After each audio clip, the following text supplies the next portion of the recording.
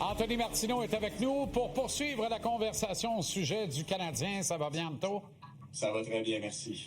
Alors, aujourd'hui, tu veux nous présenter ton propre bilan à titre de journaliste affecté à la couverture du Canadien.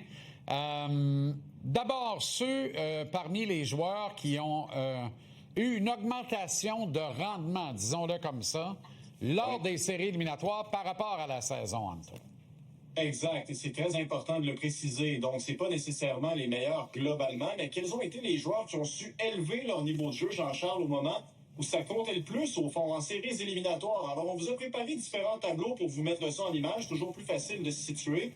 Vous voyez, les gars sont en vert. Ça veut dire qu'il y a, selon moi, bien sûr, une différence marquée entre la saison et les séries par rapport au rendement. Le joueur qui arrive au sommet, pour moi, c'est Kaiden Guhle. Kaiden Guhle qui finit au premier rang des défenseurs du Canadien pour les points à 5 contre 5 en série, pour les mises en échec, pour les tirs bloqués, alors qu'il avait eu une saison, comme vous le voyez, plutôt difficile avec un 65 %. Mais vraiment, Kaiden Guhle qui a disputé en plus les 2 derniers matchs sur une patte, là, m'a beaucoup plu pendant les séries éliminatoires. C'était pas parfait, mais il a su élever son jeu, Jean-Charles. Deuxièmement, comment oublier Jakub Dobeš?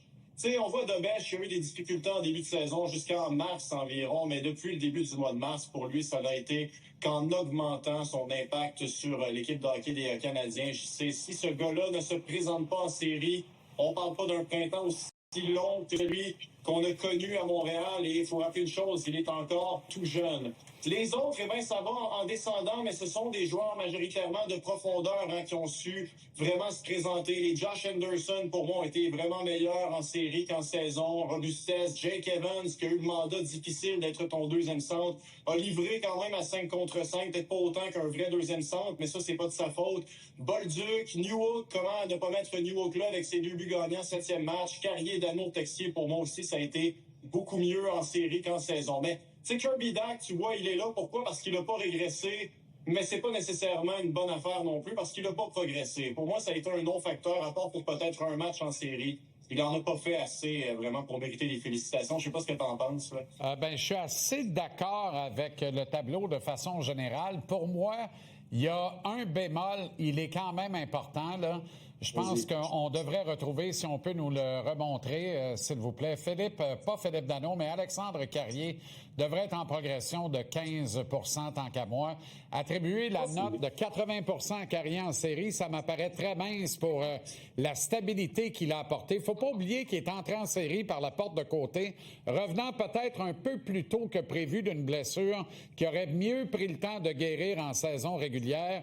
Et il a été extraordinaire. Il n'y a pas un défenseur du Canadien qui a eu l'efficacité de Carrier pour tuer des jeux. Alors, pour moi, il y aurait eu une progression de 15 % et il serait deuxième au classement général à l'issue de la saison versus les séries. C'est peut-être le seul bémol pour ma part, Anto.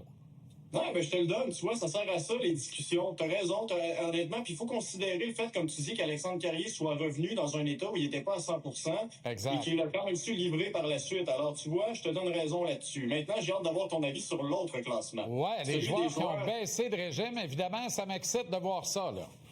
Exact. Alors là, je veux juste clarifier une chose. Lane Hudson, tu vois, il a baissé de régime un petit peu en série, mais ça ne veut pas dire qu'il a été mauvais. C'est juste qu'en saison, il avait été formidable. Alors pour moi, 5 % moins bon en série qu'en saison, on peut attribuer ça à plein d'affaires. Tu sais, les joueurs autour de lui ont su performer. Bien entendu, il n'était pas à 100 % de ses capacités. C'est juste qu'il y a des petites erreurs que Hudson a fait ici et là qu'il n'a pas fait en saison. C'est la seule raison pourquoi il se retrouve dans le tableau, disons, plus rouge. Mais tu sais, normalement, tu gardes une stabilité quand même pas pire quand tu passes de 95 à 90 %. Nick Suzuki, pourquoi 80 alors qu'il n'a peut-être pas produit à la hauteur des attentes? Parce qu'il a quand même réussi des mandats défensifs, Jean-Charles. Il a quand même été physique lors de certains matchs où il savait pas trop quoi faire avec la rondelle. Je veux dire, c'est le moins pire des trois, selon moi, sur le premier trio. Et ensuite, si on défile les autres joueurs, tu sais, Ivan Demidov, je l'ai fait baisser de 20 %. Pourquoi? Parce qu'à part quelques flashs ici et là, oui, il a marqué un beau but contre les Hurricanes, là, et c'est une recrue, c'est correct, je comprends. Mais j'ai vu seulement des flashs, alors que j'aurais aimé le voir au moins prendre le contrôle d'un match une fois. C'est arrivé contre les Sabres au Centre Bell. Là, je me rappelle d'une séquence où j'ai regardé Max Lapierre en lui disant « Et tabarouette, si ça pouvait être ça, puis il m'a ramené, il m'a dit « Il est encore jeune. » J'ai dit « T'as raison. » Mais globalement, c'est quand même pas des séries formidables pour Ivan. Et ensuite de ça, les 4 plus déméritants, Ben, Matheson, Stavkovski, Dobson et Caulfield, pour moi, ont connu des séries vraiment pas assez satisfaisantes, en fait, pour que le Canadien ait une mince chance de passer les Hurricanes. Tu sais, Stavkovski qui nous est vendu comme un attaquant de puissance, je sais qu'il n'était pas à 100%, quoi qu'il nous a dit le contraire, là. Mais il peut pas être le gars qui frappe le moins sur son trio en série, là. Globalement, c'est ce qui s'est passé. Je pense que ton regard est juste en tout point, Anto. Mon seul bémol, et c'est un moins gros bémol que dans le tableau au vert, mais c'en est un quand même, pour tout ce qu'il a fait pour l'organisation, pour tout ce qu'il représente, parce que c'est lui qui a le sceau, le tag du joueur franchise de l'organisation, et aussi parce qu'on s'est entêté à l'utiliser tantôt avec un, tantôt avec l'autre, tantôt avec un, tantôt avec l'autre, plus souvent qu'autrement, du mauvais bord, c'est-à-dire de son côté faible. On l'a exposé aux blessures, à se faire frapper sans vergogne en finale d'association. Je pense que Lane Hutson eut mérité d'interchanger avec Kirby Dach et de laisser Kirby Dach au vert, Hutson au vert et Dach glisser à -5. C'est le seul bémol que j'aurais fait parce que Hutson, de le voir au rouge, même à -5, je sais que c'est fragmentaire, là, c'est une fraction de décimale, mais pour moi, ça fait mal parce que ce petit gars-là est tellement important dans l'échiquier du Canadien et je trouve qu'on ne l'a pas supporté adéquatement. Non, mais ça, t'as 100% raison. Puis, tu sais, la raison pour laquelle il est au rouge, parce qu'il avait été presque parfait en saison. Tu sais, moi, j'ai trouvé ces séries formidables, encore une fois, à Lane Hutson. Puis, tu sais, il y a des facteurs qui expliquent pourquoi il a commis ces erreurs-là, puis tu fais bien de les rappeler.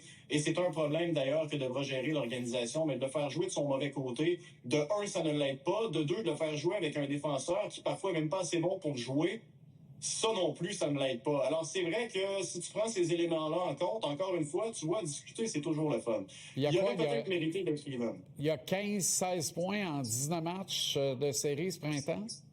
Oui. Mais en saison, par exemple, tu sais, c'était autant de production, mais des erreurs moins coûteuses. Tu sais, moi, c'est les petites erreurs de « mais, regarde, encore là, il y a des facteurs qui expliquent ça. » Puis là, ça va être à Ken Hughes en passant de prendre une boîte de sauvetage, puis de lui dire, tiens, je vais t'aider, moi aussi. Ben oui. OK, le Canadien est éliminé. Tu vas être avec nous pour les prochaines semaines quand même. Qu'est-ce que ça te réserve en 10 secondes? Ben, les dossiers prioritaires des Canadiens. Ce sont lesquels, ultimement? On va en parler, on va les décortiquer, toi et moi, parce qu'on aime ça, décortiquer des dossiers. On suit ça avec intérêt et on poursuit l'intéressante conversation. Merci, Anto. Excellent travail. On s'arrête en pause. On a toute une deuxième heure pour vous.